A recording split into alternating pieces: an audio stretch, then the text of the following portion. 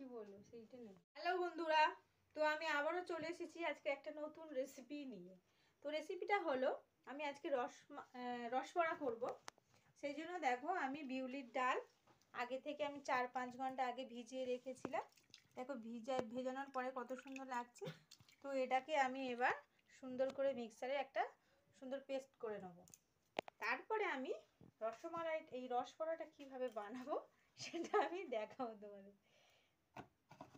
তো চলো আগে আমি এটা সুন্দর করে পেস্ট করি। তো দেখো আমার ডালগুলো সব বাটা হয়ে গেছে। তো এগুলোকে নিয়ে এবার আমি রসবড়াটা তৈরি করব। তো চলো এবার আমি কিভাবে বানাবো তোমাদেরকে দেখাবো। তো দেখো আমি এই রসমালাইটা করার জন্য আমি ওই গুড়টা গরম করে নিয়েছি। দেখো মাটির হাঁড়িতে, কিন্তু রসবড়াটা যদি মাটির হাঁড়ির মধ্যে দেওয়া হয় অসাধারণ টেস্ট আসে। তো দেখো এর মধ্যে আমি 4-5টা এলাচ এরকম থেঁতো করে দিয়েছি। এটা খুব সেন্ট আসে রসবড়াতে। তো দেখো মাটির হাঁড়ির তো একটা আলাদা মেটো গন্ধ, আর এর সঙ্গে রসবড়াটা পড়লেই যেন একদম রসগোল্লার মতো খেতে লাগবে। তো এদিকে আমার কড়া গরম হয়ে গিয়েছে। আমি এখানে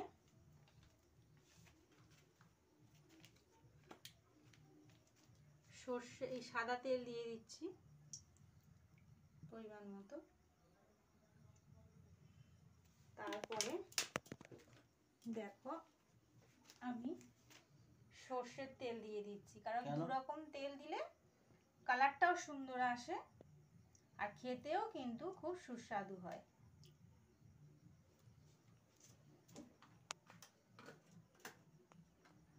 তো এদিকে আমার তেলটা গরম হোক ততক্ষণ আমি এটা ফেটিয়ে নেব। দেখো আমি এখানে কিন্তু 500 গ্রাম বিউলির ডাল নিয়েছিলাম। দেখো এটা পেস্ট করে কত সুন্দর হয়ে গেছে। তো এখানেও আমি 3-4টে এরকম এলাচ দিয়ে দিচ্ছি আর লবণ দিয়ে দেবো। ওটা স্বাদ মতো লবণটা তো দিতেই হয় বন্ধুরা, তোমরা জানো। দেখো এবার একটু সুন্দর, ততক্ষণ আমার কড়ার তেলটা গরম হতে থাকবে আর এদিকে তো গুড়টা আমার গরম হয়ে রয়েছে। আর দেখো আমি এটা সুন্দর করে এরকম করে ফেনিয়ে নেব, নিলে রসগোল্লাটা খুব সুন্দর হয়, ফোলা ভাব থাকে, নাহলে কিন্তু চুপসে যায়।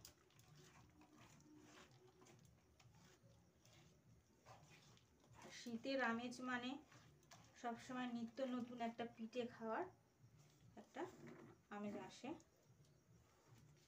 সবসময় পিঠে খাওয়ার কথাই মনে আসে যে কখন ওই শীতটা পড়বে আর কোন পিঠেটা কখন খাবো।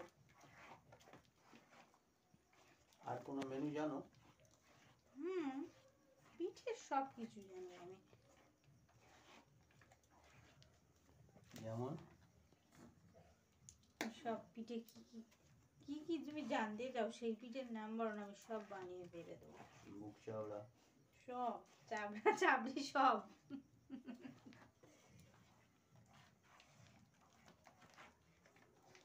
তো এরকম ভাবে আমি 10-15 মিনিট এরকম ভাবে ফেনিয়ে নেব।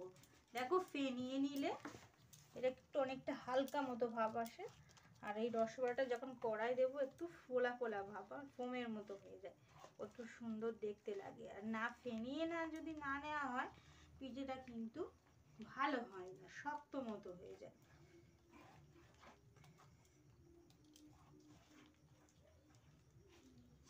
তো আমি তো আমার বাড়ির জন্য এরকম করে খাওয়াচ্ছি সবাইকে। তো তোমরা বন্ধুরা করবে আর বাড়ির সবাইকে খাইও।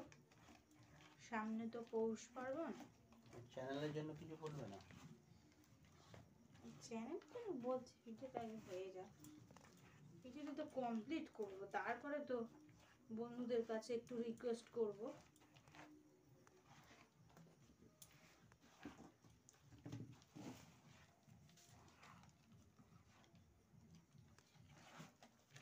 তো বাড়িতে কে কে আছে? বাড়িতে শ্বশুর শাশুড়ি ছেলে মেয়ে হাজবেন্ড তো অবশ্যই থাকবে।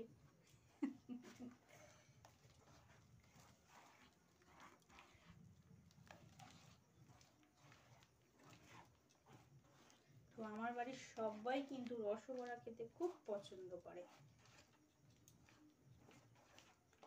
জানি না বন্ধুদের কেমন লাগবে, আগে করে দেখাই তারপর কমেন্ট করে জানাতে বলবো।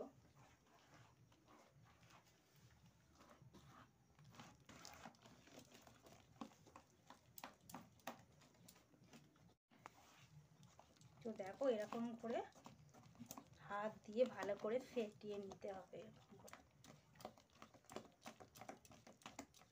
যত ফেটাবে তত ডালের পরিমাণটা দেখুন তত বেড়ে যাচ্ছে।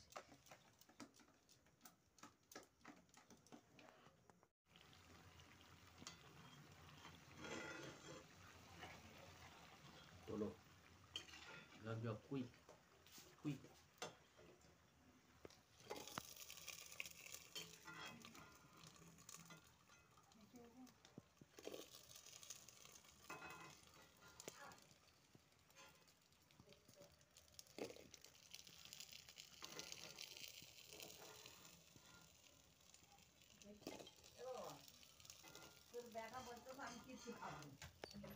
খাবে না?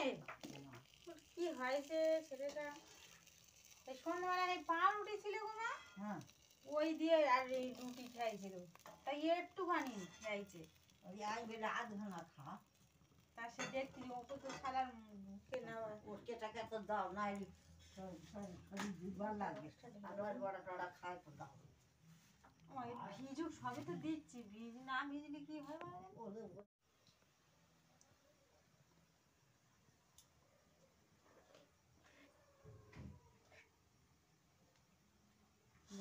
চাপিয়ে দিয়েছে।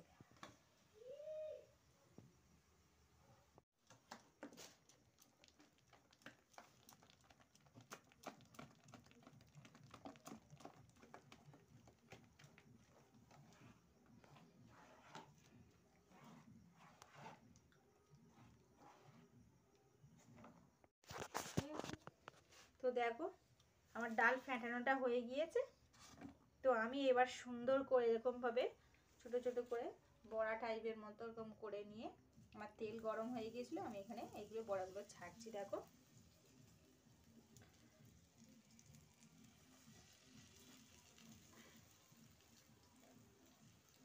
গোল গোল করে এরকম করে ছেড়ে দেবে। তেলটা এত ঝাঁপ চোখ জ্বালা করছে।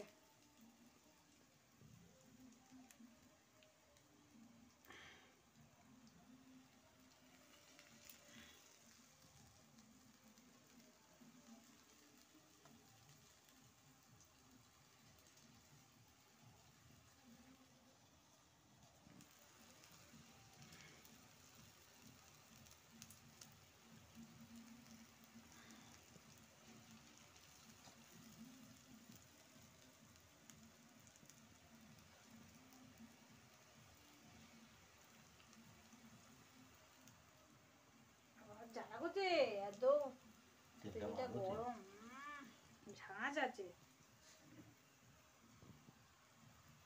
পিওর সর্ষে ভাঙে যেরকম তেলটা বের করে না, সেরকম ঝাঁঝ পুরো। ওরা যদিও বা কেমিক্যাল দেয় না, এত ঝাঁঝ করতে গেছে।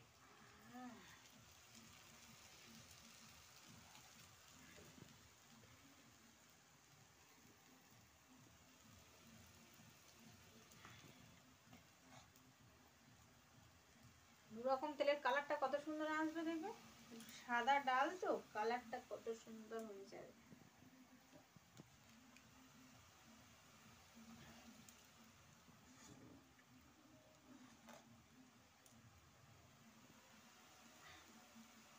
দেখো কড়াতে এখন অনেকটা জায়গা রয়েছে, তো আমি এইভাবে সব তেলের মধ্যে এরকম করে ছেড়ে দেবো।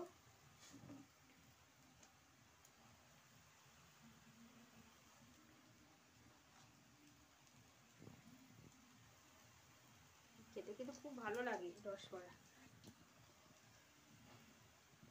আর এই খেজুরের গুঁড়ো দিয়ে, নলের গুড়ের মতো তো অসাধারণ টেস্ট এসে যায়। ডুবিয়ে ডুবিয়ে রাখবে।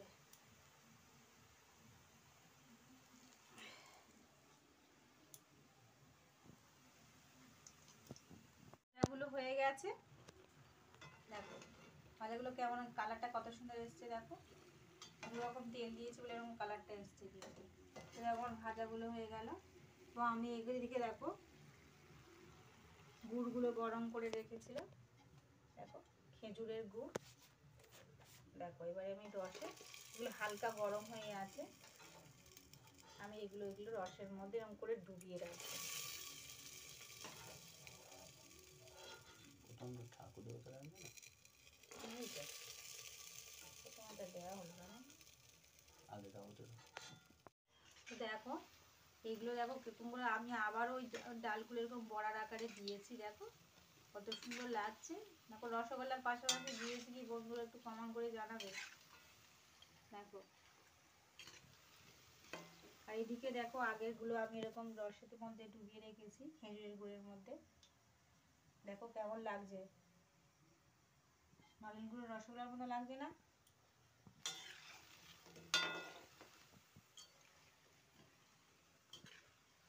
ডালটা ভালো করে ফেটিয়ে নিয়েছি বলে দেখো কত সুন্দর ফুলে গিয়েছে, এগুলো দেখো ফোলা ফোলা ভাব।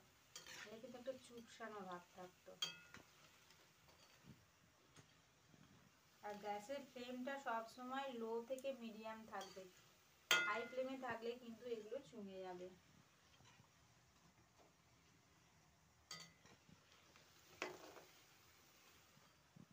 এরকম ভাবে একটু করে নাড়াচাড়া করে দিতে হবে, সবগুলো তেলের মধ্যে যেন এরকম ভাবে ডুবে থাকে।